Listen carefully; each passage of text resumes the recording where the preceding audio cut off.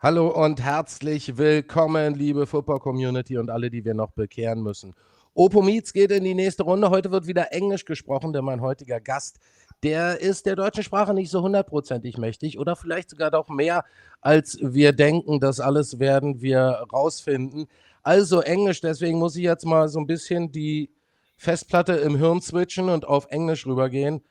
Und somit auf geht's. Hello and welcome. Oppo meets the next episode. My guest tonight is first of all an unbelievable athlete. He is playing for the Wroclaw Panthers and he arrived in Germany in Dresden.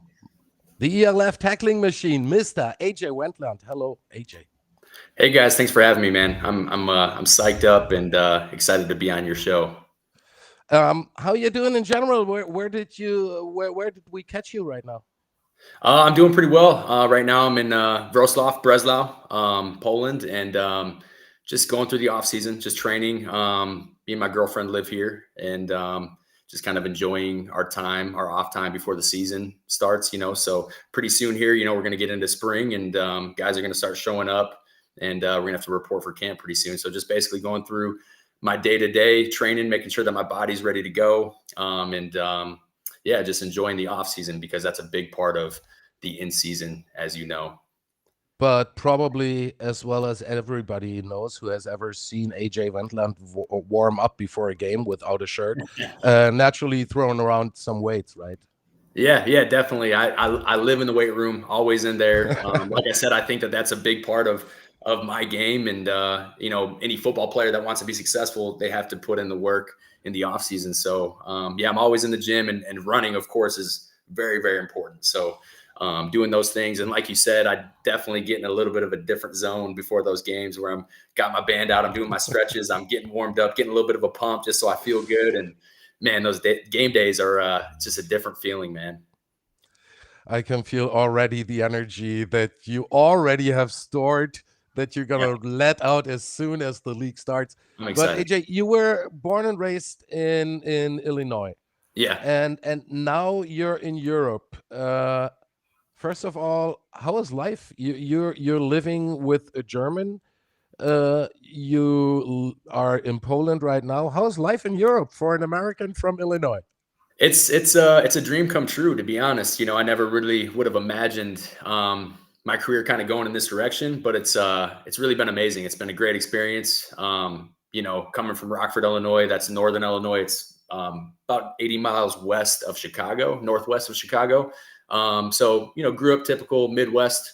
Played three different sports growing up, and that was baseball, football, and I wrestled. And then going to play college down near St. Louis.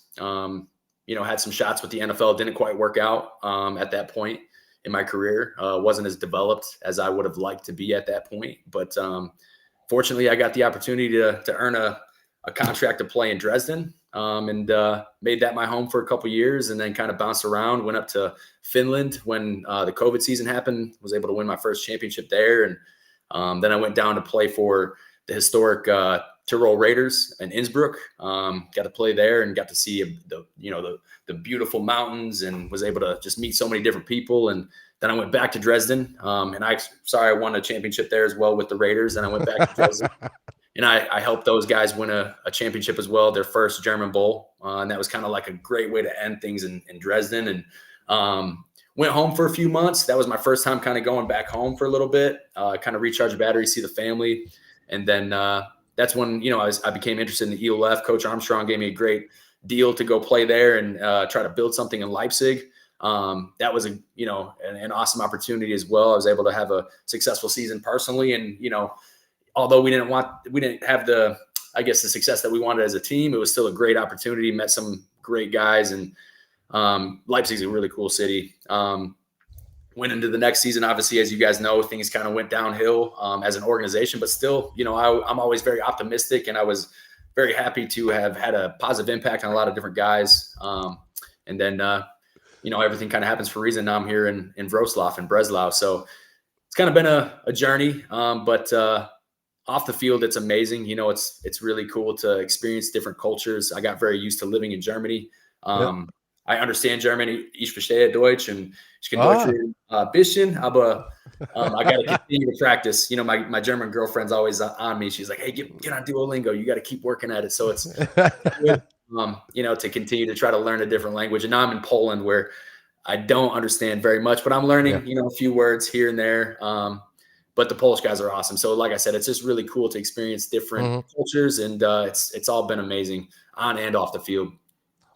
AJ, I think all listeners, everybody who watches right now already knows why this is a tackling machine and why he is always leading each league where he's playing in tackles, because this guy is packed with batteries inside, I think, in the most positive way.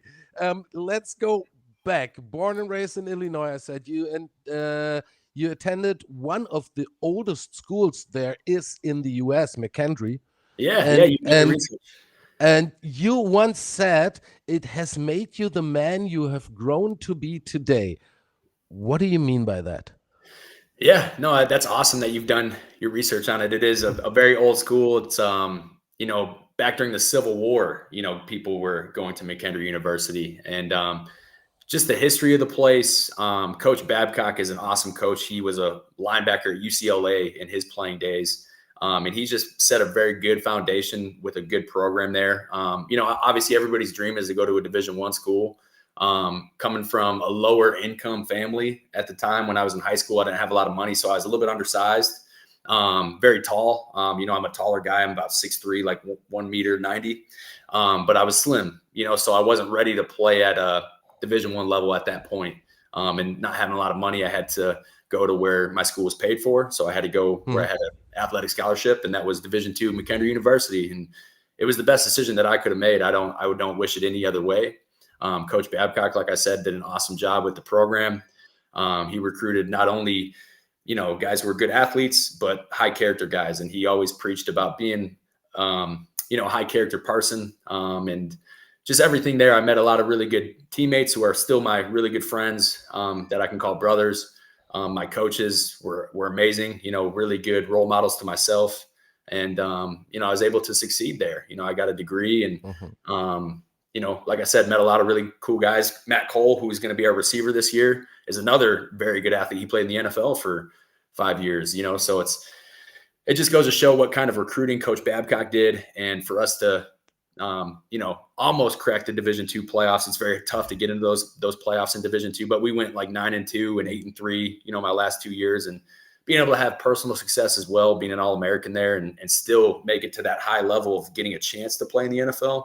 It was everything that I could have hoped for. And, you know, everything kind of happens for a reason. I'm out here in Europe. And like I said, even with that, I don't wish it any other way. This is where this was all meant to be, and this is how it was supposed to go. And, I mean, I love being here. You know, I love having the chance to do it.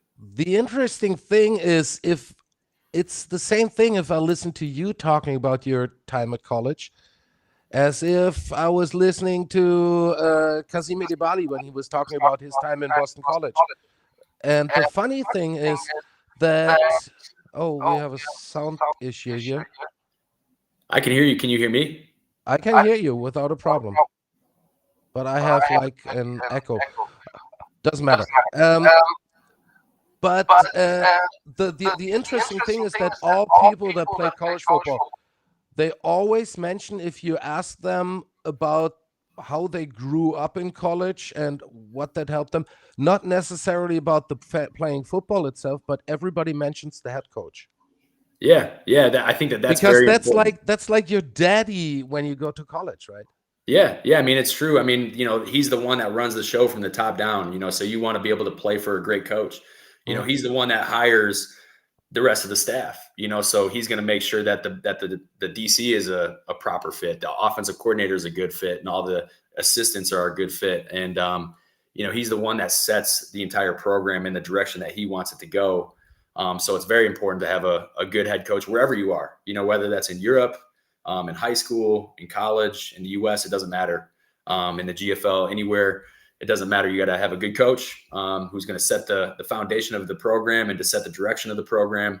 And he's the one that also makes those final decisions as to who are going to be the coordinators, the assistant coaches, and everything like that. So I was truly blessed to have, Coach Babcock still at McKendree, still keep in touch with him. And,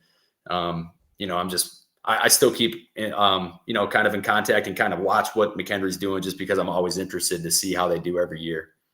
How was AJ in school in general? Did you have to struggle with your grades, or wasn't that the problem? When I was in college, I did very good. I was a good student. When I was in high school, I was a little bit more of an average student, and I think when I was in high school, I didn't understand the importance of, being not only a good athlete, but being a great student as well, and how all that is in the same boat. You know what I mean? So, I had some growing up to do when I was in high school, but when I got to college, I was kind of used to being independent and kind of being on my own. Whereas when you get to college, there's some guys who aren't used to having that freedom, So a lot of guys, unfortunately don't make it through the 4 years for whatever reason, whether they're not used to time management, things like that, just being able to keep things organized on and off the field. And when I got to college, I thrived in that environment, a small school, so the teachers all knew me by name. I felt accountable, and, I kind of always had a chip on my shoulder. I always felt like, I should have played at a higher level. So I went there and I just wanted to prove to everybody and to myself that I was the best. And I still kind of carry that chip on my shoulder. Even though it's like 10 years later, I still kind of have that mindset of just wanting to be the best, that I can be, competing against myself, having a chip on my shoulder and just, being motivated internally. And that's kind of the way that I've always approached the game, and not only the game, but off the field. I want to be a great person on and off the field. Yeah, I just had to laugh because what shot to my mind when you said all teachers knew your name. All my teachers knew my name too, but for a different reason. But that's a different story. But then, what a blessing for European football, to simplify things. McKendree over, and then, okay, there were some tryouts here and there, but then in general, to simplify things, then you hit German soil, and you've been with the Dresden Monarchs. How did that happen? How did you get in contact with the Dresden Monarchs at all? Yeah, so I bet you never heard of German that we play football here, right? Right. Started soccer. At first, I had no idea about football in Europe. One of my teammates, he was our quarterback, actually. When I was a junior, he was a senior, so he was a little bit of ahead of me. Great guy. His name's Isaac Fisher. He ended up going to Finland to play. So I kind of knew about Europe a little bit, but it wasn't, I didn't know about Germany. When he told me about it, I was still playing college football. So I was very, focused on what I was doing. But once I got done and I started, getting contacted by professional leagues, the NFL, things like that, didn't work out after my pro day. And once I realized that wasn't going to work out, I looked more into it, and I kind of saw that at that point in 2008. It was 2017 at the time that the GFL was kind of the top league. Started looking around a little bit. And then I got in touch with Coach Oltz, who was the head coach in Dresden. And it was a small world. Coach Oltz used to be the head or special teams coordinator for, I believe it was Platteville, which is a Division III school in Wisconsin. And apparently he had recruited me out of high school. And at that time, I was trying to go to the highest level. So Division III was lower than Division II. So I took the deal to go to McKendree. So Oltz had already known of me before I even went to college. And then I guess it's a small world. Yeah. So he kind of like kept tabs on me a little bit. And as you know, sometimes they like to recruit those small school guys who still almost made it to the NFL. They're usually a good fit, because they're used to being at a small school where maybe they don't have everything handed to them, being at maybe if you went to Alabama, sometimes going to Europe, those guys don't fit all the time. So Coach Oltz hit me, called me, and we started talking, and he ended up offering me a contract. And, I wanted to play in the GFL at that time. That was the top league in Europe, and the Dresden Monarchs are a great organization. They still are. And it was amazing. Just getting to Dresden at first, I was just like blown away. I'd never been out of the country, so it was, here I am, a small town kid, you could say, and I just had never really been out of the US and experiencing a new culture. Everything was just brand new to me. And, but still at the end of the day, my main goal was to be a great player. So I went there, like I said, with a chip on my shoulder and hungry every single game to dominate my opponent and to win games, and which you did so far. Yeah. The Dresden Monarchs it was a great place to start my career. And you see a lot of great players come out of Dresden. Yeah. And the funny thing is that you just mentioned or that you just described how you went to Germany, because often here in the web show or so we talk to head coaches, and with each and every head coach you're talking to in Germany or throughout Europe, if it comes to US imports, they all say, I prefer to get an US import that already has Europe experience. Yeah. I mean, are we so weird? Our cars have 4 wheels. Our grocery stores sell the same shit. I mean, what is the big, huge difference? I would Finally, we say have somebody that can explain that. Yeah, I think just in my experience, I've seen a lot of different imports kind of come and go, and I play with a lot of teammates. And most of the time, it's a good fit because if you're open-minded enough to come to Europe and play, you already obviously have an open mind about everything, and you kind of understand how things are going to work. But it is sometimes a tough fit. You can bring a guy over, and it might not be a good fit. Whether they're just not used to the culture of maybe they're not used to using public transportation or whatever it may be. And sometimes guys might not have a good attitude. Sometimes guys come here for the wrong reasons. Sometimes guys come to more of a vacation, rather than, playing ball. But I think, coaches do a good job of recruiting and kind of understanding, that character is important, at any level, and to, not always get a guy who maybe they went to a Division I, but they didn't get a lot of playing time, so it's just kind of, a risk versus reward, and kind of a thing where you got to kind of feel it out. But like I said, most guys do a good job. Have you seen most guys come over and they do a pretty good job. It's pretty rare to see a guy come over and not do his job and take it more like a vacation rather than football first. Right. So, yeah. But yeah, that's something that you got to always kind of keep in mind, I guess, when you're recruiting. And I think it's interesting. But as you are, in a way, I don't really know how to put that. As you are, in a way, looking from the outside in already, from as a U.S. player looking into European football, and you mentioned McHenry was Division II. A lot of people throughout Germany, throughout Europe, they say the ELF, the GFL have Division II level. You're somebody who can compare it. Is it the in general Division II college, some a little higher, some a little lower, or what would you say? I would say that's a good question. I think a lot of teams are about like upper Division II or D1 AA, like FCS schools. I would I guess compare it to that. Where it gets a little difficult is in the US. Obviously, there's a lot of depth. So like here in Europe, that's a problem that everybody struggles with, right? Is their top players, all the starters, their top 11 on offense and defense are really good. And sometimes the depth can get a little bit rough. So that's where you want to continue to build those lower players and continue to bring up the level.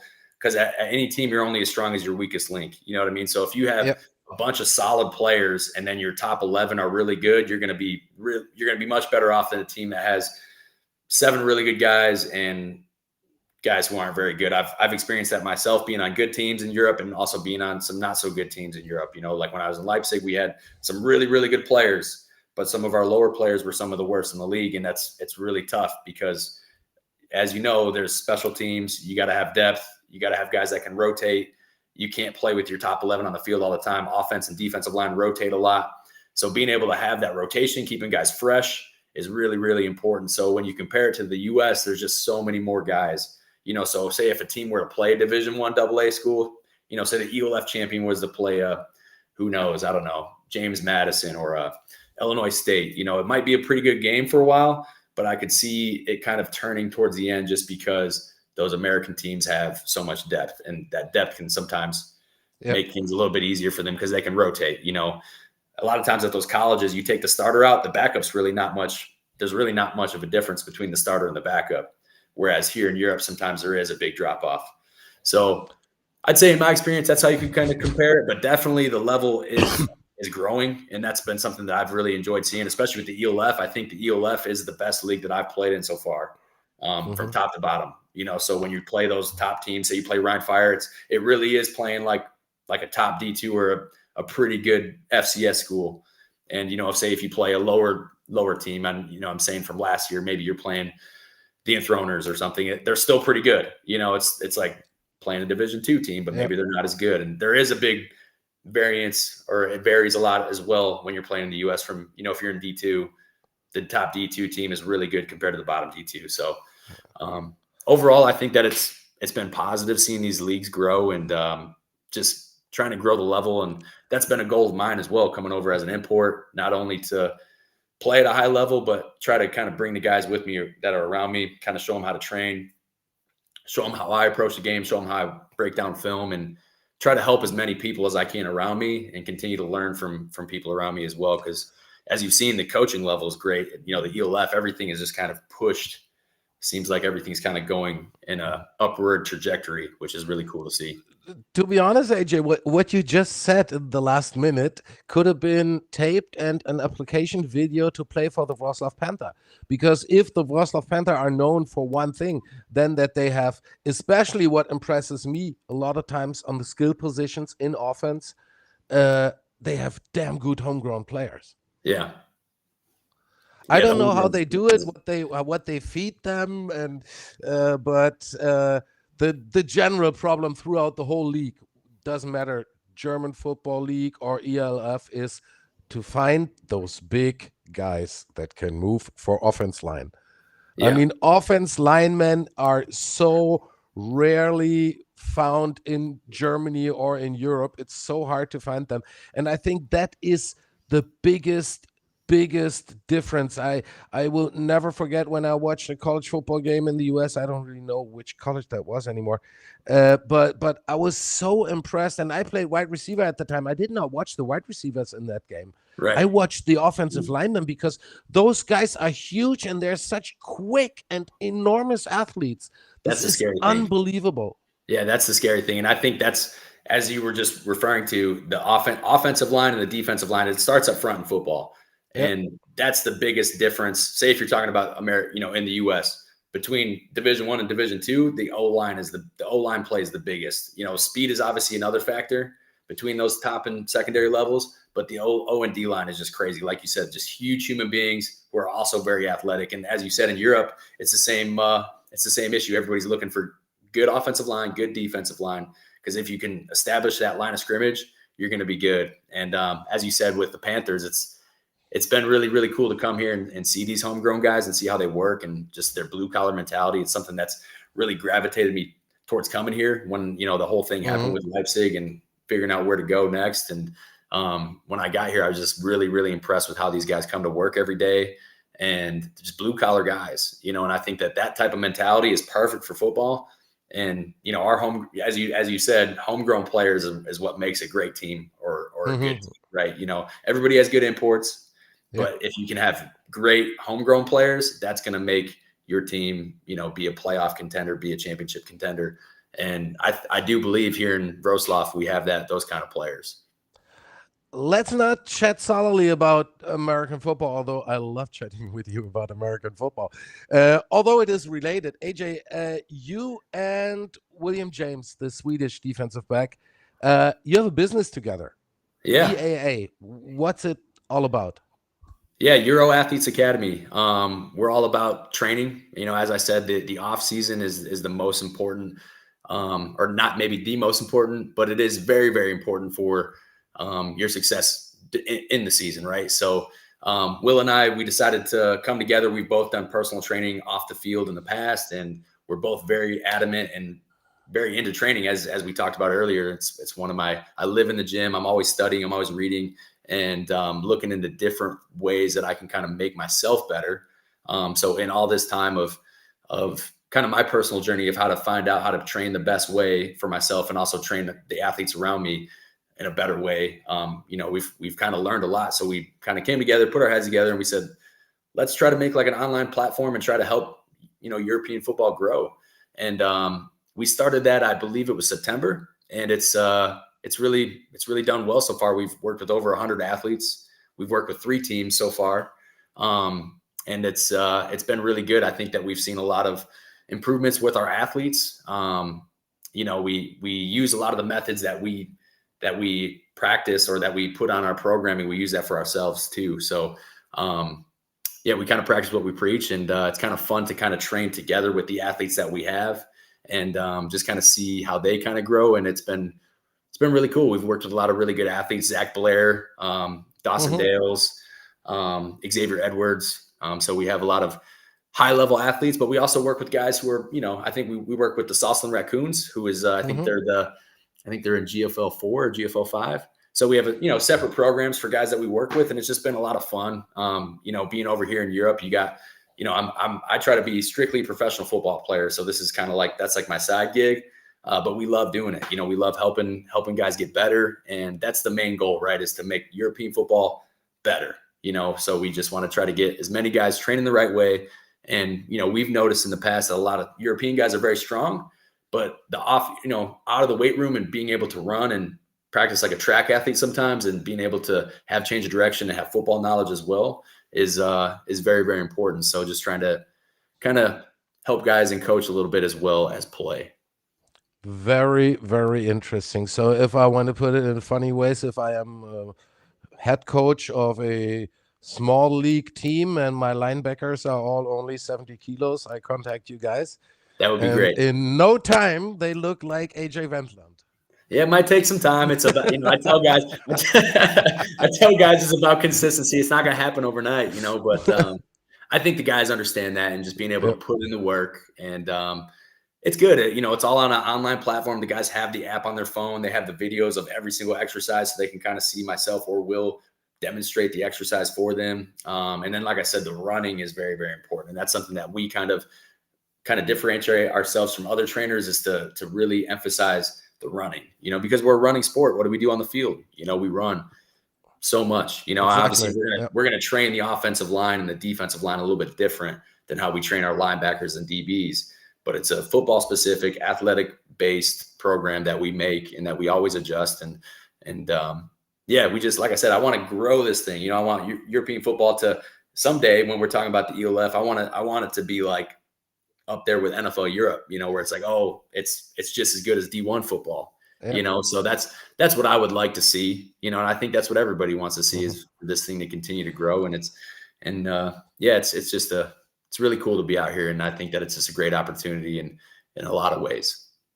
AJ, before we're going to start with a little forecast of the ELF upcoming season, I just want to get a little bit in under the helmet of this AJ Wentland. I mean, wherever you play, in whichever league you play, you're, I think, almost everywhere tackle leader, most tackles, or within the top 3. Describe what goes to your mind when this gap opens. You fill the gap as a linebacker, and the running back comes right at you, and you can really make him pay. Yeah, I love that. You know, I like, we talked about it before the show, but being able to play a team that likes to run the ball, I get really, really excited, because I know it's going to be a long day for them, or I'm going to try to make it a long day for them. Just being able to watch a lot of film, I think, has always helped my game, you know, being able to know the IQ side of football. So I watch a ton of film. I look at a lot of tendencies.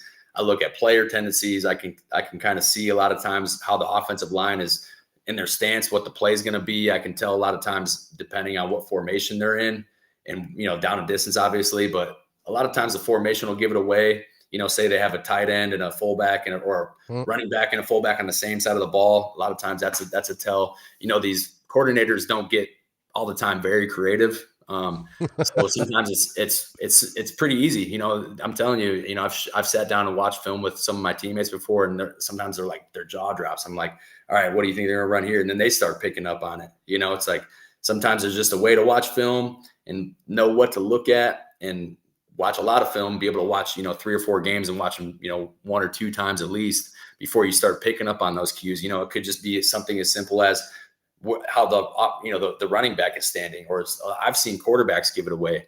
You know, the way a quarterback stands, whether he has a staggered stance or an even stance. I can't be giving away all my secrets, but Some of those things that you'd be surprised, like those little things, you'll be able to get a tell on. You'll know what the play is before the play happens, just because you've seen it so many times on film. And I think that that's really helped me a lot. And then just experience being, I've been playing my whole life. I've been playing linebacker since I was 12 years old.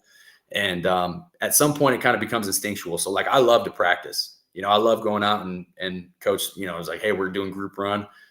I'm like, my ears pin back. I'm ready to go. I get fired up, and I'm just like on my balls on my feet, and I'm just in my stance, and I love it because now that's me. That's my time there. I can practice reading the offensive line. All right, guy pulls, scrape. I see zone. Get down into my gap.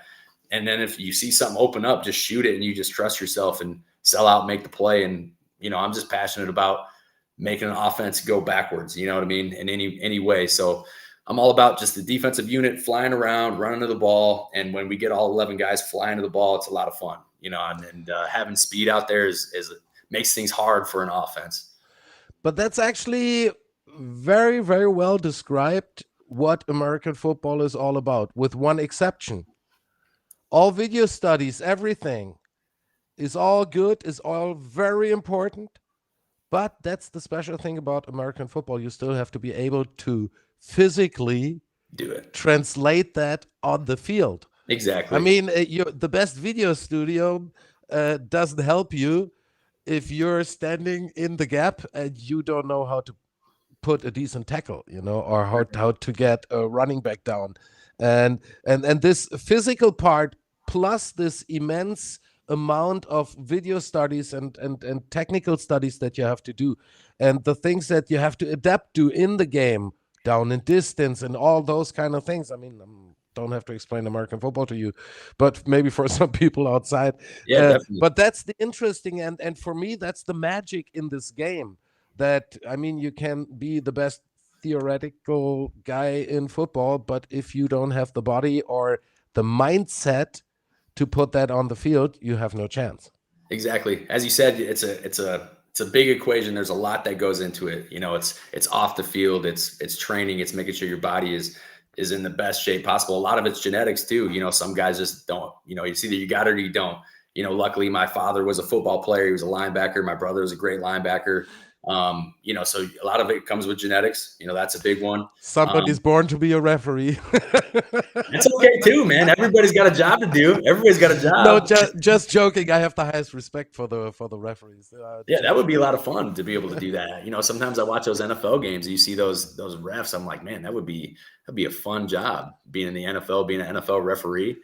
But no, yeah, it's there's a lot that goes into that equation. You gotta, first of all, have those genetics, then you got to have the mindset and the drive to put everything into it and make it a full-time job, because it's year round. Like I said, the training starts 1 week after our season ends, and that's just recovery, and getting back into, optimal shape so that when you get into the summer, you're ready to go. And then you can use those instincts and you can play at a high level and you can play fast and play with speed and also the experience. It took me a long time to be able to, now I'm confident. I'm, at the point where I'm at, you can throw me in right now into a play and I can line up, and I might not know what the defensive coordinator's call is, but I won't mess it up that bad because I can at least read and react and play, and I'll run to the ball. And, any defensive coordinator is going to love seeing anybody that runs the ball with reckless abandon. That's something that I noticed when I was young, when I was playing in high school.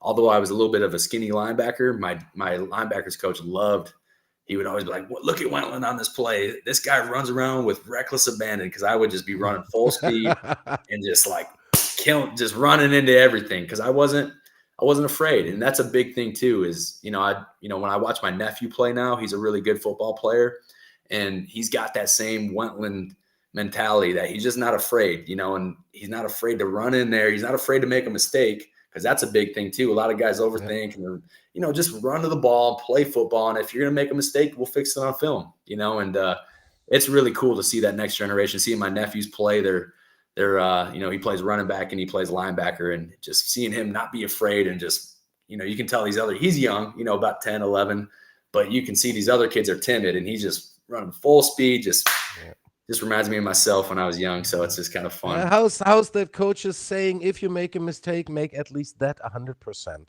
That's right. Exactly. That's a big saying right there.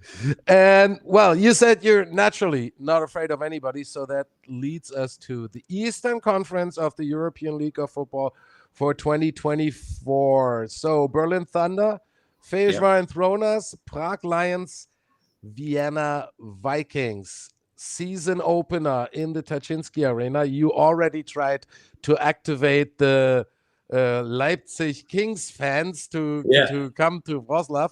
That's going to be a huge thing, right? Against Berlin Thunder, which is Oh, yeah. already something like a little rivalry between those two teams. Yeah, definitely. Being able to play in Tarzinski Arena is going to be amazing. I mean, anytime you can play in a big time stadium like that, it makes a lot of fun. And Latos, our GM, is very adamant about getting as many people out. So he was just like, "Hey, what do you think about talking to some of the Leipzig Kings fans?" I'm like, "Yeah, bring them. Like, they need to be a part of this, man, because those fans in Leipzig were great, and it was amazing. Every time going out there to play in front of them, they brought so much noise. They traveled to games, and now that there isn't an ELF team, it's like, why not, pick somebody to root for? And I guess the closest places is either Berlin or Wroclaw. So I guess come to the game and you can root for one of us. Hopefully the Panthers, but either way, I think it would be great to just pack that stadium, and for me, obviously the most important thing is playing and beating Berlin, but it's obviously important for the organization to get as many fans out. So definitely excited about that first one in Tarzinski Arena. And the rest of the schedule is not forgiving. I think it's the toughest schedule in the league, but that's also a good thing because, you play those games, and if you're able to make the playoffs with that tough schedule, you're going to have good chances going to the playoffs to make a run. Did you hear about wide receiver Nate Robitaille go to the Enthroners? Yeah. And that's the thing is, that's a surprise for me. I mean, I was like, what? Well, you know what? When we went and played the Enthroners, they have a really good organization. They have a great little setup there. They got a great field. They're funded by the city. Everything is they have a good setup there. And it seemed like all those Hungarian players were very excited about the next season. I think they're going to be a lot better. And that's, like I said, everything that with the ELF, every year, every team gets better. I think Prague Lions will be much improved. I see, when I played in Dresden, we had a lot of Czech players, and a lot of those guys are going back to play for the Lions now, now that they've kind of got things sorted. And I think the Lions will be a lot better. I think the Enthroners will be a lot better. And then obviously Berlin's, made a name for themselves. They're already a good top tier team. And the Vienna Vikings, they're, every year making a run for a championship. So they have very good homegrown players, and that's a reason why Vienna's. I mean, you played for the Raiders, so you definitely know what is going on with the Vienna Vikings. Yeah, I'm very familiar with them. And when I was at Leipzig, we played Vienna as well. So I'm familiar with the Eastern Conference because, I was with the Leipzig Kings and I used to play against the Panthers. I used to play against all these teams. So I'm still playing in the same conference that I was in. And the non-conference games that we have, I think, is what makes our schedule very challenging. We play Stuttgart and Frankfurt for our non-conference games. So we play 4 playoff teams from last year. So I think that, like I said, I think that makes one of our schedule one of the toughest in the league, and we're not backing down from it. That's what we want. We want to play the best teams. I want to play the best teams because it's no fun playing a bunch of teams that are no good.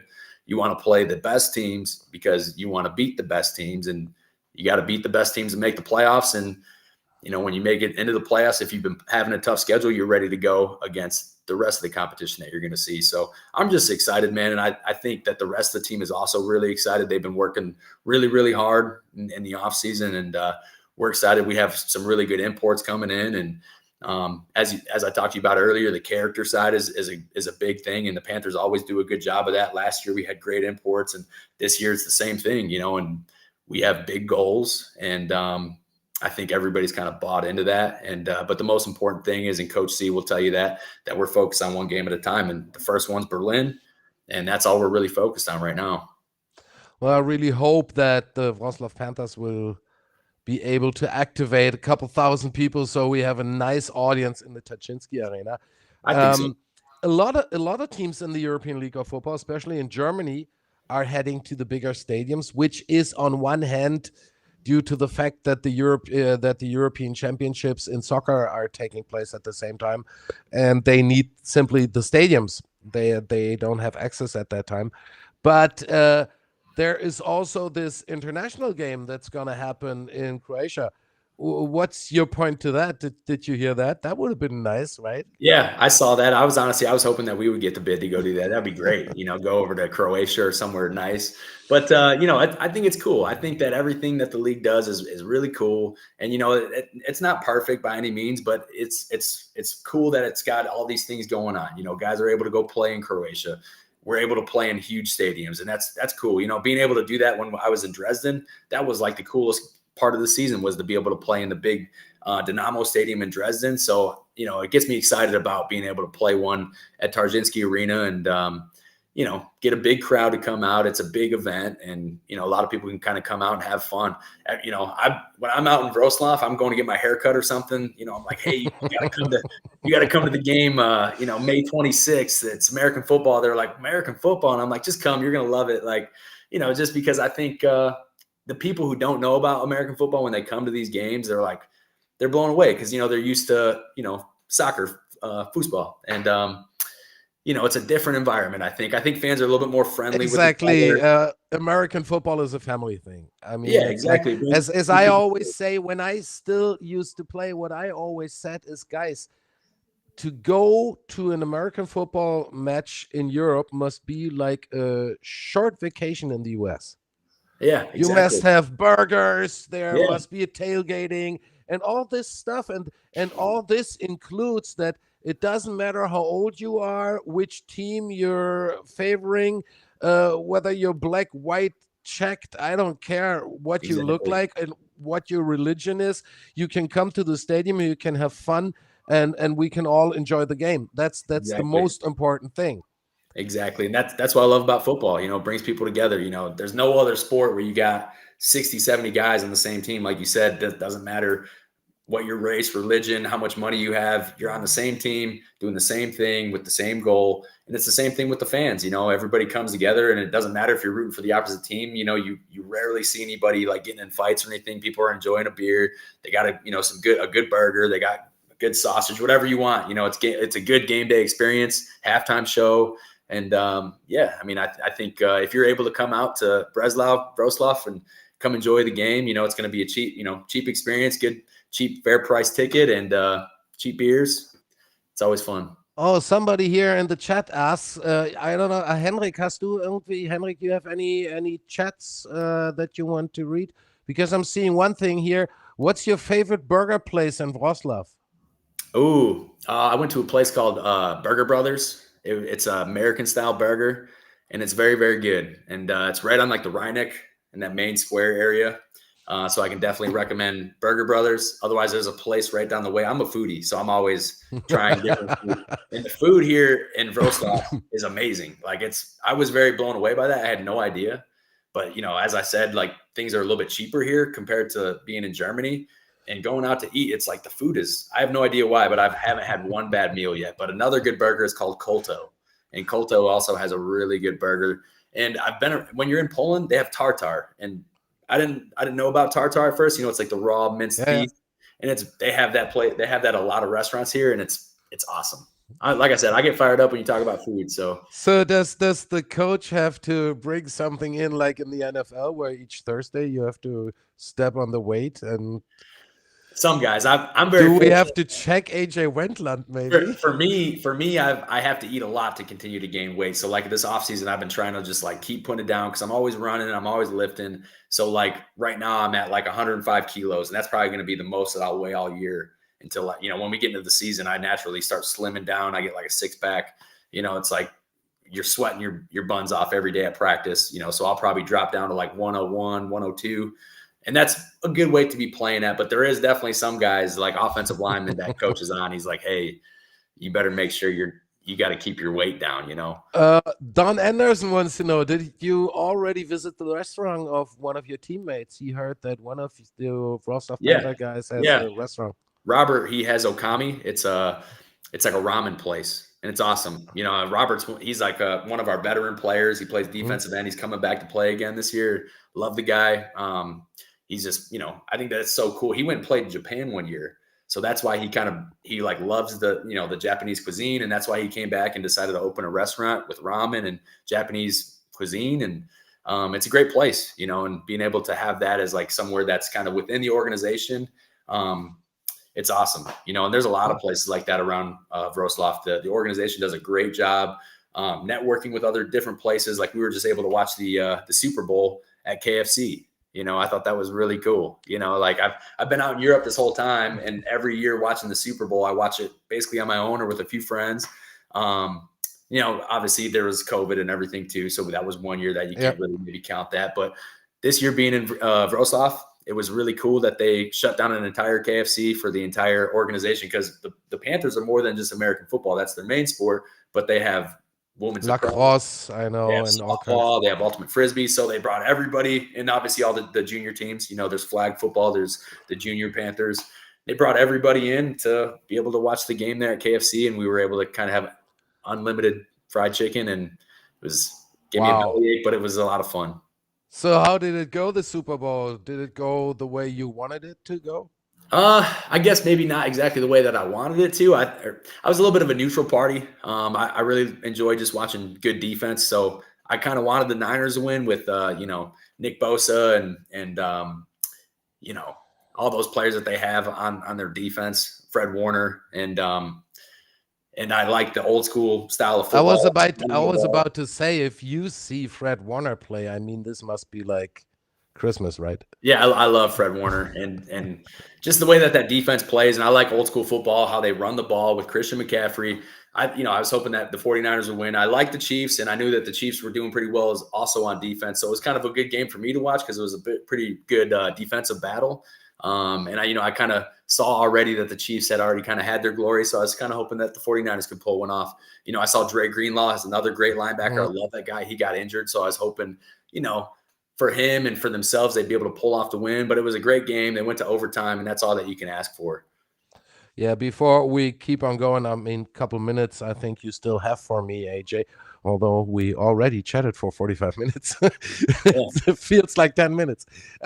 Naturally, our thoughts and prayers go out to the people that have been hit by the shooting during the Super Bowl celebrations in Kansas City. That is an awful thing that happened there. I hope that somehow this is not gonna happen again, but we know we live in a crazy world. It's unbelievable what happened there. Yeah, that's terrible, and I just hate seeing that. I don't know why that continues to happen in the U.S. There needs to be some changes, and I guess that's one thing that's really nice about being in Europe. You don't really have to worry about that kind of stuff. So, yeah. Well, not that extensively. Let's put it. Yeah, that maybe not. There are different things happening here, Right, exactly. But like you said, that's just crazy, and it's a Super Bowl celebration. Let's have a good time, and really makes me sad that had to happen. So, upcoming season, European League of Football, AJ Wentland will have plus 100 tackles. Hope so. Yeah, as long as we win. That's what I always tell people. You know what I mean? I'm going to run to the ball and do what I got to do, but let's win the game. Is there a running back that you simply say, I don't know, but I don't get a grip to that guy? Not that he's your kryptonite or something like that, but I know it's always like, I know when I used to play as a wide receiver, I always knew, well, this and this defensive back, I played him last year. I know I can run around him 5 times. He doesn't even notice that I'm there. Yeah. And then I always knew, I hope this guy is not playing press, because he's really good in that. I mean, there are things. I mean, there are a couple running backs that you already met in the German league. Now you see them again in the European League of Football. Is there this one guy that you say, not really my favorite? I guess I don't really ever get too worried about too many guys. I just try to play my game and play at a high level. Obviously I think one guy that was pretty good was Glenn Tunga when I played Glenn. Glenn was my teammate in Dresden, and then being able to play against him again. Anytime you're playing against a good running back, you got to take into the equation how good their offensive line and fullbacks are. But you didn't hair tackle him, right? No. I was able Which was such a big story. Yeah, he got me a couple times. I got him a few times too, and that's what's going to happen with good players. You're going to have some big collisions. Glenn's a strong guy. He runs through contact, and being able to have the offensive line and the fullback that he has, me and that fullback were making big collisions. You know what I mean? So whenever you're talking about a run game, it's more than just the running back. You know, you got to look at the offensive line and the fullback. You know, if they got a good fullback and a good offensive line, which, you know, playing teams like Stuttgart, playing teams like Frankfurt, playing teams like Vienna, like they have good offensive lines and good fullbacks. So that's going to be a lot of contact where I got to lower my shoulder and maybe not always make the tackle, but I'm going to have to fill a gap. And I'm also going to have to lower my shoulder and play against guys like Glenn sometimes who run the ball hard. And that's what gets hard is when there's a good offensive line, good fullback, and a big burly running back. That's for me is like those three together. It's like, okay, it's going to be a little bit of a long day. My ears might be ringing after this game, but you know what? It's fun to be able to compete and play at a high level. So yeah, I'm excited when I play those good teams. One question that came up, have you been involved in the addition of Michael Sam to the staff? No. So our defensive coordinator, Coach Kuligowski, we call him Coach Cool. He's been all over the place. So Coach Kuligowski was Michael Sam's defensive coordinator at Missouri. So that's kind of how they have that connection. We had a defensive line guy kind of lined up. Then the defensive line guy took another position at BYU or something. And then I think Coach Cool offered the position to somebody that he had already coached who knows his system. And we're excited. You know, we have great coaches. I mean, Coach C has been all over the place. So Coach C knows Coach Kuligowski because Coach C was working at Missouri for a long time. I think he was the head coach at Missouri. Coach Kuligowski was the defensive coordinator at Missouri. So Coach Kuligowski is Coach Michael Sam. And that's kind of how all these coaching trees happen. You know, okay, yeah, sure. All know each other. You know, Coach Kuligowski was also at the University of Miami. He was at Alabama. So I'm really excited to be able to work with Coach Cool because, I mean, that resume within itself is going to be awesome. And I think you're going to be reunited with another guy that went to McKendree, right? Yeah. Matt Cole. Matt Cole was our receiver at McKendree. He's a few years younger than me, but I knew the kid was going to be special when he was a freshman. I think I was a junior, and he started as a freshman. You know, I also was a guy who was able to play right away as a freshman. So anytime you have any of those young guys who are able to get into the mix and play right away, you know they're going to be special. And, you know, he just continued to take it further and further every year. And the thing that makes Matt Cole special is he's a receiver, but he's not afraid to hit, you know, so you can put him on kickoff and he'll go down and tackle somebody. You don't really see that very much. So I think that's what's going to make Matt special because when he was playing with the Seahawks, he was playing safety for Pete Carroll, you know, so he can play offense and defense. And when he was in the NFL, how he made his money was running down on kickoff tackling guys. And I think he had over 30 tackles in the NFL. So I don't see too many wide receivers in this league that have 30 tackles in the NFL. So Matt Cole's going to be ready to – he's not afraid to block and he's not afraid to go tackle somebody. So he's going to be a physical guy that I think the league's going to have a hard time with. And that's, again, these Division II guys, I'm biased, but they're blue collar. They work their ass off. Excuse my language. They work their butt off. But they're just good, hardworking guys who aren't afraid to put their body on the line, block somebody, and play real football. You know, a lot of times these receivers come in, they want to be cute. They want to just catch the ball. They don't want to do any blocking. They don't want to play on special teams.